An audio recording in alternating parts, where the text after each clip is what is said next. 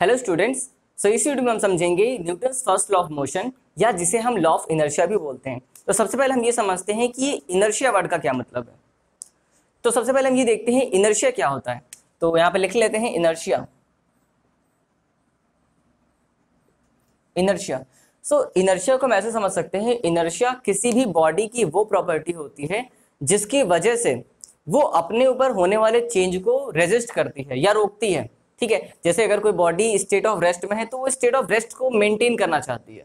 ठीक है, या कोई बॉडी अगर स्टेट ऑफ मोशन में है तो वो मोशन को मेंटेन करना चाहती है, और अपने ऊपर होने वाले चेंज को रेजिस्ट करना यही इनर्शिया है। ठीक है, या अपनी स्टेट को मेंटेन करना यही इनर्शिया है। ठीक है, तो यहाँ पर इसको हम लिख लेते हैं, डिफाइन कर लेते हैं।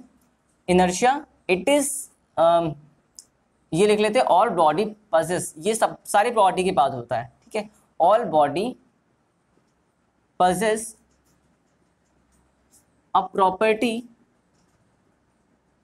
All body possess a property by virtue of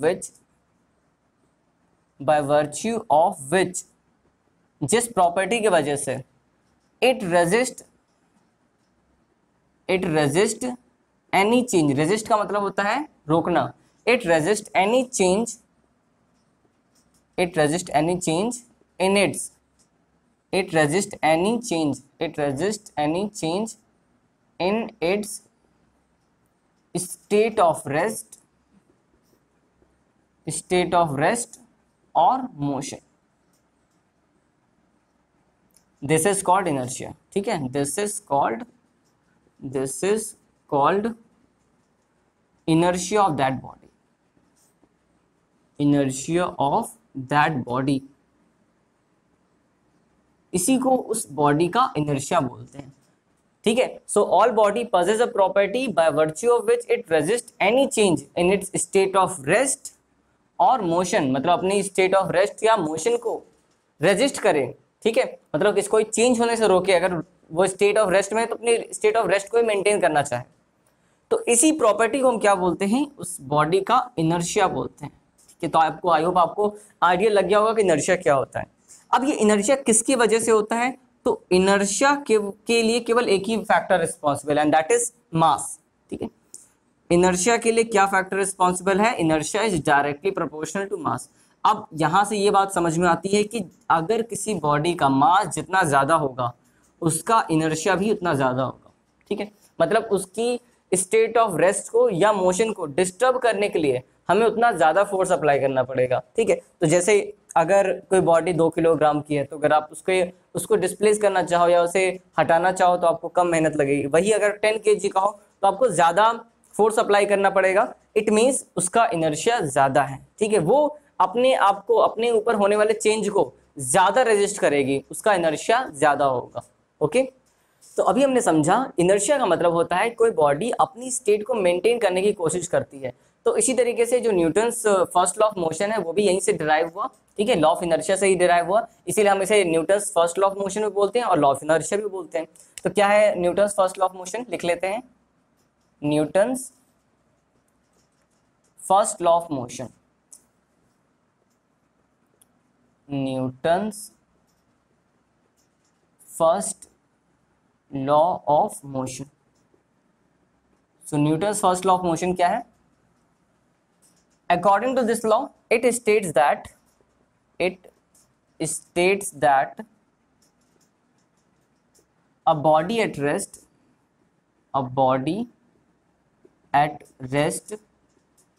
will remain at rest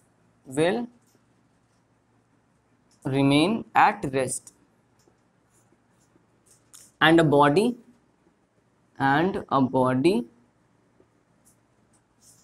in uniform motion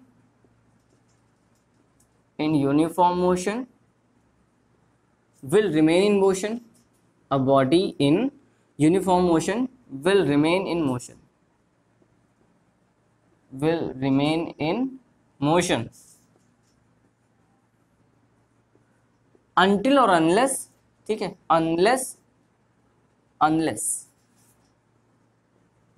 until or unless some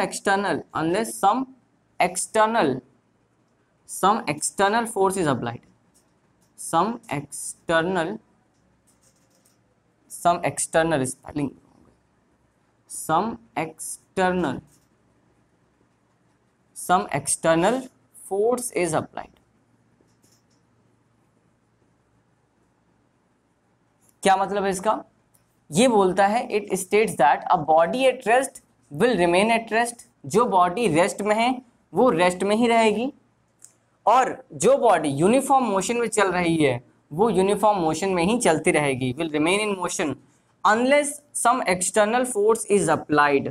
और जो लास्ट हमारा वीडियो था, जो लास्ट लेक्चर था, वहां पर जहां मैंने आपको गैलीलियो एक्सपेरिमेंट बताया था, तो गैलीलियो ने भी यही बात प्रूव करी थी अपने एक्सपेरिमेंट से कि जो बॉडी पहले से ही मोशन में है वो मोशन में ही रहेगी, क्योंकि अगर यहाँ पर कोई फोर्स अप्लाई नहीं हो रहा है तो वो बॉडी चलती रहेगी, ठीक है, क्योंकि वहां पर उसे कोई रोकने वाला होगा नहीं। जनरली हमारे डे लाइफ में ऐसा होता है कि अगर कोई बॉडी चलती है तो वो रुक जाती है, क्योंकि वहां पर कोई ना कोई एक्सटर्नल फोर्स काम कर रहा होता है, ठीक है, जो कि उसे रोकने का काम करता है। जैसे अगर आप साइकिल चलाते हो तो फ्रिक्शन फोर्स है, एयर का रेजिस्टेंस है, इसकी वजह से वो रुक जाती है। तो कहने का ये मतलब है कि unless some external force is applied, अगर कोई एक्सटर्नल फोर्स अप्लाई नहीं होगा तो जो बॉडी जिस स्टेट में है वो उसी स्टेट में रहेगी। अगर कोई बॉडी रुकी हुई है तो वो रुकी रहेगी, चाहे आप उसको 1000 ईयर्स बाद भी देखो, और जो बॉडी कॉन्टिन्यूसली मोशन में है वो कॉन्टिन्यूसली मोशन में ही रहेगी। इसका एग्जांपल आप देख सकते हो प्लैनेट्स कॉन्टिन्यूसली रिवॉल्व कर रहे हैं, वो क्यों नहीं रुकते? क्योंकि वहां पर उन्हें रोकने के लिए कोई एक्सटर्नल फोर्स नहीं है, ठीक है।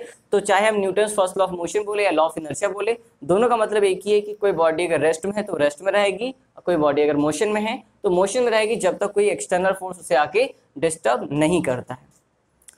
अब हम देखते हैं टाइप्स ऑफ इनर्शिया। कितने टाइप के इनर्शिया हमें डे टू डे लाइफ में देखने को मिलते हैं? तो सबसे पहले मिलता है आपको इनर्शिया ऑफ रेस्ट, ठीक है, या इसे हम बोल सकते हैं सेकंड वाला इनर्शिया ऑफ मोशन, ठीक है, इनर्शिया ऑफ रेस्ट, और सेकंड क्या हो सकता है? Inertia of motion. और एक और होता है जो हमें कई बार देखने को मिलता है जब हम कोई सर्कुलर मोशन करते हैं या सर्कुलर मोशन हम देखते हैं, वो हो सकता है इनर्शिया ऑफ डायरेक्शन, ठीक है, नाम से ही पता चल रहा है डायरेक्शन चेंज होने की बात हो रही है। अब देखिए इनर्शिया ऑफ रेस्ट का क्या मतलब है? इनर्शिया ऑफ रेस्ट का मतलब है कि अगर कोई बॉडी रेस्ट में है तो रेस्ट में रहना चाहती है, अगर आप उसको डिस्टर्ब करोगे, मोशन में लाओगे, तो वहां पर वो अपनी उस स्टेट को रोकने की कोशिश करेगी, ठीक है। उसके एग्जांपल भी देखेंगे, ज्यादा समझ में आएगा। इनर्शिया ऑफ मोशन, अब इनर्शिया ऑफ मोशन का क्या मतलब है? कोई बॉडी अगर चल रही होगी तो अगर उसे रोकने की कोशिश की जाएगी तो वो उसको अपोज करेगी, ठीक है। इसी तरीके से इनर्शिया ऑफ डायरेक्शन, अगर कोई बॉडी अपना डायरेक्शन चेंज करती है तो उसी डायरेक्शन को भी फॉलो करना चाहती है, पहले वाले डायरेक्शन को। अगर आप उसका डायरेक्शन चेंज करोगे तो वो उसे भी अपोज करेगी। अब हम देखते हैं कि करके इनके एग्जांपल्स।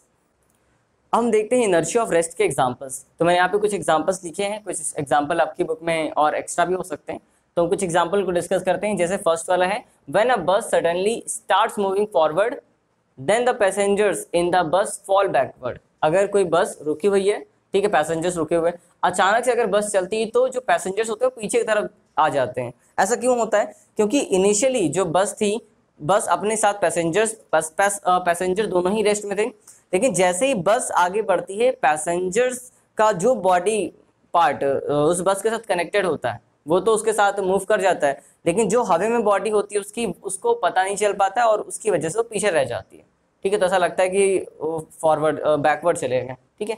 तो सेम रीजन है यहाँ पर, the carpet is beaten with the stick to remove the dust particle. यहाँ पर भी जो रेस्ट होता है, रेस्ट की वजह से जो डस्ट पार्टिकल होते हैं वो रह जाते हैं, और जो बीट करने की वजह से जो आपका डस्ट पार्टिकल है वो उससे अलग हो जाता है, ठीक है। आप इसको प्रैक्टिकली सोचोगे तो ज़्यादा समझ में आएगा। कारपेट को बीट करेंगे तो स्टिक से, तो डस्ट पार्टिकल अपने आप अलग हो जाएंगे, क्योंकि वहां पर वो भी इनर्शिया के फॉर्म में होंगे, इनर्शिया ऑफ रेस्ट को फॉलो कर रहे होंगे। When a tree is vigorously shaken, ठीक है, यहाँ पर भी आपने इनर्शिया, अब देखो बार बार आप इनर्शिया को डिस्टर्ब ही कर रहे हो, मतलब रेस्ट में है तो रेस्ट से मोशन में लाओगे तो उसको डिस्टर्बेंस होगा। अगर वो उसके जल्दी से उसके फॉर्म में आ जाएगा तब तो उसी मोशन में आ जाएगा तो ठीक है, नहीं तो फिर उसको फिर जैसे कि यहाँ पर अलग हो गए, जैसे कि यहाँ पर आपके लीव्स जो है वो गिर जाएंगे, ठीक है। When a tree is vigorously shaken then some of the leaves, जैसे कि लीव्स हो गए, फ्रूट्स हो गए, ठीक है, फ्लावर्स हो गए, वो टूट जाते हैं इसी वजह से, क्योंकि वो उसके इनर्शिया को तुरंत अडॉप्ट नहीं कर पाते, मतलब अपने चेंज ऑफ इनर्शिया को इतनी जल्दी अडॉप्ट नहीं कर पाते हैं। अगर वो रेस्ट में है, आप उनको मोशन में ला रहे हो, अगर वो तुरंत मोशन में आ गए तब तो कोई प्रॉब्लम नहीं है, लेकिन वो तुरंत नहीं आ पाते। जैसे अगर कोई ट्री है, ठीक है, ये ट्री है मान लेते हैं, ये कुछ इसकी कोई ब्रांच है, इसमें बहुत सारी पत्तियां लगी हुई हैं और बहुत सारे फ्रूट्स लगे हैं, तो अगर हम जैसे ही इसको शेक करेंगे तो ये वाला पार्ट, जैसे मान लीजिए इसको हम ऑब्जर्व कर रहे हैं, ये तो अभी रेस्ट में है, आपने इसको अगर मोशन में किया, इसको जल्दी से हिलाया, तो ये तो इतनी जल्दी इसके साथ मोशन में नहीं आ पाएगा ना। तो यहाँ पर इनके बीच में जो भी बॉन्डिंग है जिसकी वजह से जुड़ा हुआ है वो तो टूट जाएगा। ठीक है, समझ रहे होंगे आप, प्रैक्टिकली सोचेंगे तो आपको ये एग्जांपल्स आराम से क्लियर हो जाएंगे। अब हम देखते हैं इनर्शिया ऑफ मोशन के एग्जांपल। तो जैसे मैंने यहाँ पे फर्स्ट लिखा है सेम एग्जांपल जैसे वहाँ पर अभी हमने डिस्कस किया कि अगर कोई बस रुकी हुई है, अचानक से चलती है, तो जो पैसेंजर्स होते हैं वो पीछे तरफ झुक जाते हैं। ठीक है, इसी तरीके से अगर कोई चलती हुई बस अगर अचानक से रुक जाए तो जो पैसेंजर्स होते हैं वो आगे की तरफ आ जाते हैं। ठीक है, ऐसे आगे की तरफ बेंड हो जाते हैं। ऐसा क्यों होता है? इसका रीजन है law of inertia of motion. The passengers fall forward when a fast moving bus stop suddenly. ठीक है, फॉरवर्ड की तरफ क्या हो जाते हैं? झुक जाते हैं। इसी वजह से, क्योंकि अगर कोई बस है, जैसे मान लीजिए ये कोई पर्सन है, ठीक है, जो बैठा हो, जो खड़ा है, ठीक है, मान लेते हैं ऐसे चेन लगी होती है ऊपर बस में, उसको पकड़े हुए, ठीक, होल्ड किए हुए, ऐसे होल्ड किए हुए। तो जब बस चल रही होती है तो ये भी चल रहा होता है, मतलब ये भी मोशन में, बस में मोशन में। लेकिन जैसे ही बस रुकी तो बस के साथ इसकी बॉडी अचानक से नहीं रुक जाएगी। ठीक है, ये तो मोशन में था, बस रुक गई, लेकिन इसकी बॉडी को, जो पर्सन है उसकी बॉडी को क्या लगेगा कि that body is still in motion, क्योंकि उसके पास इनर्शिया है, अपनी स्टेट को रेजिस्ट करने का काम करेगा, तो उसको अभी भी लगेगा कि मोशन में है, और जैसे ही बॉडी अचानक से रुकेगी तो ये आगे की तरफ आ जाएगा। ठीक है, प्रैक्टिकली आप सोचोगे तो आपको इजीली समझ में आ जाएगा। ठीक है, सेकंड क्वेश्चन वही है, a person falls forward while getting down from a moving bus और ट्रेन। जैसे ही अगर किसी चलती हुई बस या ट्रेन से आप उतरते हो, आप तुरंत गिर जाते हो। क्यों? क्योंकि आप जैसे ही, जैसे मान लीजिए कोई ट्रेन है, ठीक है, ट्रेन है, अगर ये ट्रेन है तो यहाँ से चलती हुई अगर ट्रेन से आप उतरोगे, ठीक है, तो ये तो ट्रेन चल रही थी, आपकी बॉडी भी मोशन में थी, तो जैसे ही आप उतरे आपकी बॉडी तुरंत रेस्ट में आ जाएगी। ठीक है, मतलब पैर जो है आपके तुरंत रेस्ट में आ जाएंगे। लेकिन जो अपर पार्ट है, ठीक है, तो अपर पार्ट को अभी भी लगेगा कि आपकी बॉडी मोशन में होना चाहिए, तो वो मोशन के चक्कर में आप क्या हो जाएंगे? गिर जाएंगे। ठीक है, so a person falls forward while getting down from a moving bus और ट्रेन। इसलिए कहा जाता है कि या तो बस या ट्रेन रुकने पर ही उतरें, या फिर अगर आप चलती हुई बस या ट्रेन से उतरना चाहते हैं तो थोड़ी देर चलते हुए मोशन में उतरें। ठीक है, इसी वजह से luggage is usually tied with a rope on the roof of the bus.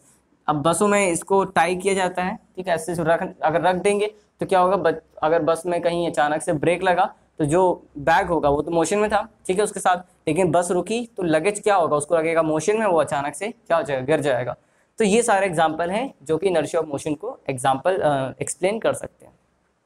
हम देखते हैं last example, inertia of direction.